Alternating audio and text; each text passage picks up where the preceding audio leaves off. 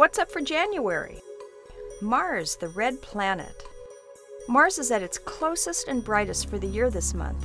It will rise at sunset and set at dawn, and it's a welcome sight after being absent from our early evening skies for a year.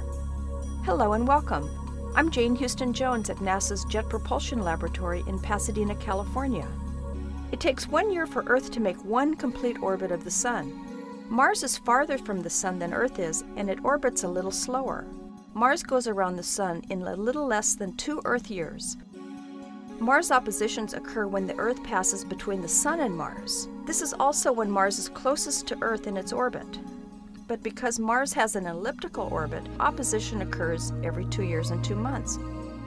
The next Mars opposition is on January 29th.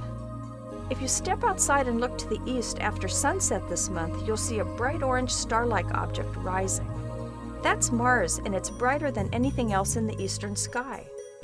Through a moderate-sized telescope, Mars will look sort of peachy-colored, and you can make out some of the darker gray features, like Syrtis Major. The North Polar Cap is the easiest feature to see. When you look at the North Polar Cap in early January and again on February 18th, you'll see the location of the Phoenix lander. It's to the south of the Polar Cap.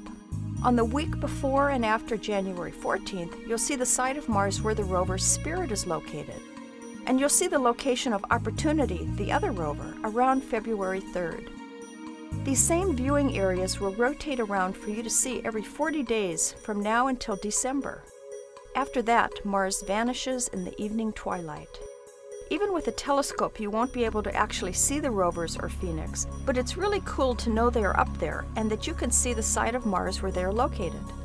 Besides the rovers, there are several spacecraft orbiting Mars, and in late 2011, the Mars Science Laboratory will launch on a mission to determine the planet's habitability.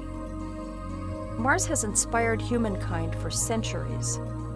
Even though it's going to be visible all year long, it will look biggest and brightest this month and into February, so that's the best time for you to view the red planet this year. You can easily spot 2 other planets in the night sky this month. Jupiter sets in the west just after sunset by the end of January, and Saturn now rises in the east by late evening. In fact, if you stay up until midnight at month end, you can see both Mars and Saturn with the beautiful constellation Leo the Lion stretched out between red Mars and golden Saturn. You can learn all about NASA's missions at www.nasa.gov.